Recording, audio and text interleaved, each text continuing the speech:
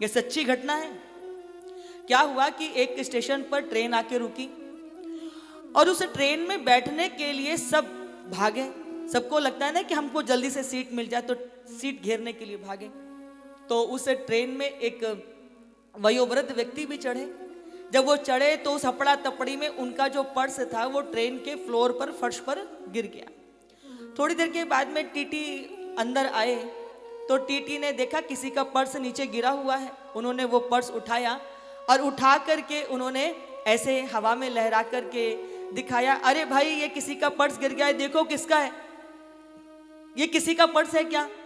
तो सभी अपनी जेब पे हाथ लगाते हैं ना, हमारा तो नहीं, लेकिन पीछे मुड़ के देखते हैं कि ये हमारा तो नहीं है।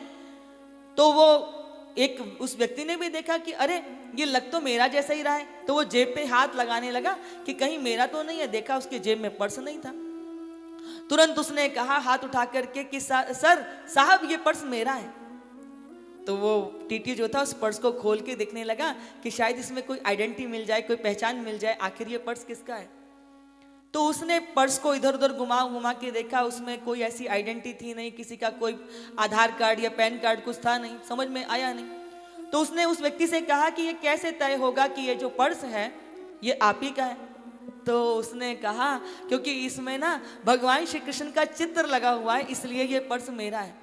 तो बोले इससे कैसे साबित हो जाएगा कि भगवान श्री कृष्ण का चित्र लगा हुआ है इसीलिए ये पर्स तुम्हारा है। हमारे भारत के अंदर तो प्रत्येक व्यक्ति किसी ना किसी का उपासक होता है, कोई दुर्गा जी का, कोई राम का, कोई सीता का, कोई राधा जी का।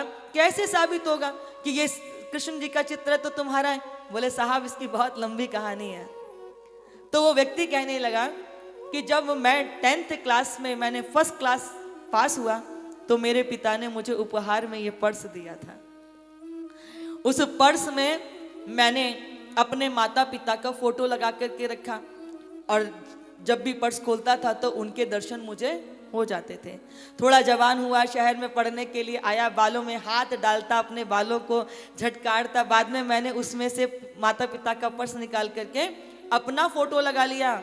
जब मन करता अपने आप को देखने का तो पर्स खोल के देख लेता। ये समय टिका नहीं। कॉलेज में पढ़ते पढ़ते मेरी मित्रता हो गई अपने सहपाठी से और उसके साथ मैंने विवाह कर लिया। अब प्रेम बंधन जो है वो शादी के बंधन में बन गया। अब मैंने अपना फोटो निकाल करके अपनी पत्नी का फोटो उसमें लगा लिया। जब उसकी याद आती उसको देख लेता और उसके बाद में उसको अपनी जेब में धर लेता। ये समय भी टिका नहीं। कृपा हुई, घर में पुत्र रत्न की प्राप्ति हुई। बालक के साथ खेल नहीं पाता, उसके बचपन को जी नहीं पाता। घर से जब निकलता काम के लिए वो सो रहा होता था और जब लौट करके आता तो भी वो सो रहा होता था। उसके बचपन को जी भर के जी नहीं पाता था। तो मैंने अपनी पत्नी का फोटो निकाल दिया और अपने बेटे का फोटो लगा लिया। जब मन करता अपने बालक को देख लेता। ये समय भी टिका नहीं। समय आवाज गति से आगे बढ़ता चला गया। उसके बाद में क्या हुआ कि फिर मैंने पुनः अपनी पत्नी का फोटो अपने पर्स में लगा लिया। अब क्या हुआ, माता पिता से बहुत वर्षों पहले ये बाहर दूर आ चुका था। धीरे धीरे समय के साथ सबको जाना होता है, ये समय की नियति निश्चित है। माता पिता का शरीर छूट गया। एक ही बेटा था। हायर एजुकेशन करने के लिए आजकल वैसे भी हम सबका कि एक ये प्रेस्टीज इशू बन चुका है कि जब तक फॉरेन पढ़ के ना आए तो हमें लगता है कि हम सोसाइटी का हिस्सा नहीं बने। ये और पता नहीं कौन कौन सी माथे खराब करने वाली चीजें हैं। बंधुओं, संतान जो है वो सेवा और संस्कार के लिए है। ये जो हम झूठी प्रतिष्ठा के चक्कर में पड़ गए ना, उसके कारण हिंदू समाज का बेड़ा गर्क हुआ पड़ा हुआ है। अभी ये फिर प्रसंग से हम भटक जाएंगे क्योंकि अभी हम रास के बहुत सुंदर प्रसंग में हैं, इसलिए इस विषय पे पुनः कभी खता में लेंगे भाव। तो उसने क्या किया, अपनी पत्नी के चित्र को लगा रखा था। पुत्र बाहर पढ़ने के लिए चला गया, इसकी पत्नी को कैंसर हो गया। अब उस कैंसर में ये दिन रात सेवा में लगा रहा।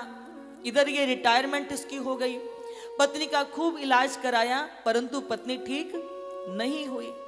अब पुत्र बाहर चला गया, पहले वो आता जाता था, बाद में उसका आना जाना कम हो गया। उसने वहीं विवाह करके सेटल हो गया। कभी कभी पिताजी को फोन करता था, पहले हफ्ते में एक बार करता था, फिर महीने में करने लगा, फिर 6 महीने में फोन आने लगा। अब ये पिता अकेला घर में रह गया। अब जॉब भी नहीं है कि चलो बाहर जाओ काम करो या मित्रों से मिलो, तो समय बीतता है। अब करे क्या, ये कुंठित होने लगा। मन में विषाद आने लगा, हताश होने लगा, मैं क्या करूं। तब इनके सोसाइटी में कहीं कथा चल रही थी। जब कथा चल रही थी तो वो भी कथा सुनने के लिए चला गया।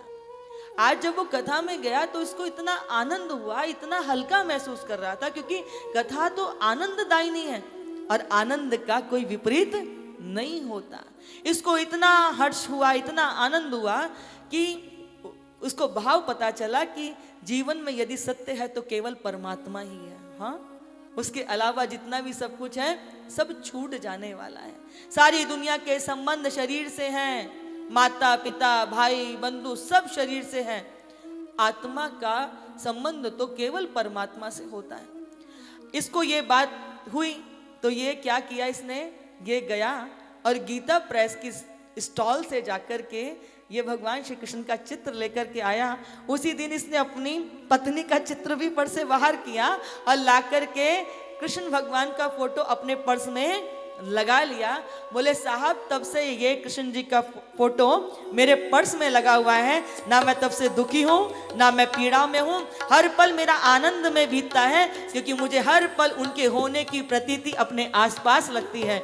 मैं गीता पाठ करता हूँ, मैं भगवान का नाम लेता हूँ, उनकी कथा सुनता हूँ, उनका भजन करता हूँ, मेरे जीवन से सारा एकाकीपन दूर हो गया। जैसे ही टीटी ने सुना, अगला स्टेशन आया, वो टीटी स्टेशन पे गीता प्रेस की स्टॉल को ढूंढ रहा है कि कहाँ है।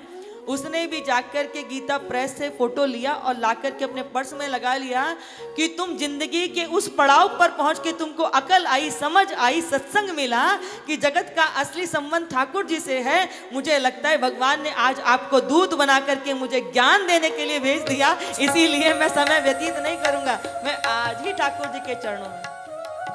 तो ये जो गोपियां हैं, इनका संबंध ठाकुर जी से ऐसा ही है।